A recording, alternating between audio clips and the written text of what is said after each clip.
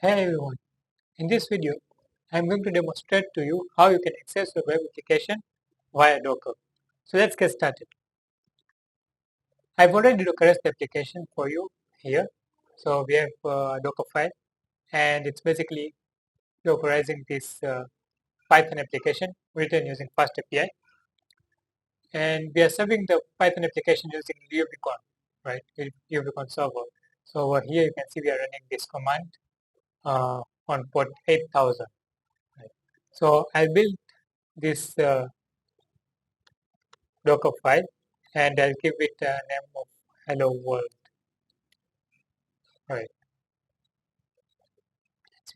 it's done building, and I will now go ahead and run.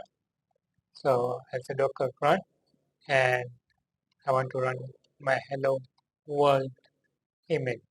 Right, so this will spin up the container and it will run the hello world image inside it.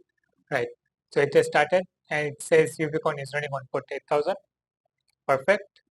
I go ahead in my local browser and access the application of port 8000 and I can't access it. But why?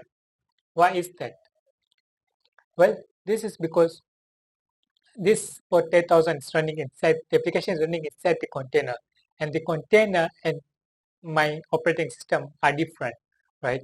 So the container is running its own operating system, and just like a virtual machine, and but it's separated out, right, from my operating system. So if I want to access this, if I want to access the application, what I need to do is I need to tell Docker to map the port 8000. So this is my computer's port, my operating system's port 8000 to the application link inside the container 8000, right? So I map this out and it again says the same logs if you can running on port on HTTP blah blah blah 8 port 8000, right? And I come again over here and hit refresh and voila. As you can see, I can now access the application, right? Another interesting thing you might want to know is that I can map any port to port 8000 inside the Docker container. So I don't need to necessarily map port 8000 to the application's port 8000. What I can do is I'll create another terminal over here. It seems that this one has been stuck shutting down.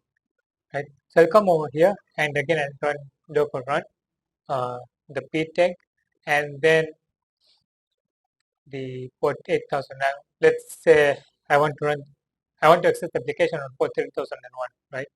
So I'll just say access the port 3001 and port 8000. And if I come over here, I hit the refresh button again, I can't access the application on port 8000. And this is because I marked port 3001 to the containers port 8000.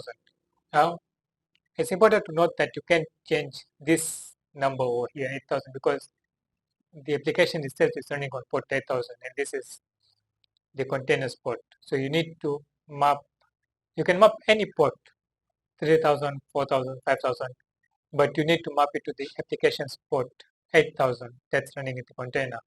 You can also supply a longer format over here, so you don't necessarily need to supply the bit tag. You can also say publish instead of the bit tag. So I say publish. So this will also publish port 8000 to and map it to port 8000 inside the container. Right. So I come over here again. Now I have mapped port 8000 and I can still access the application. Right. So this is it for today, guys. I hope you enjoyed the video. If you have any more questions about Docker or anything else in general, you can comment them down below. And if you found this video interesting, hit the like button and subscribe for more future videos. Thank you.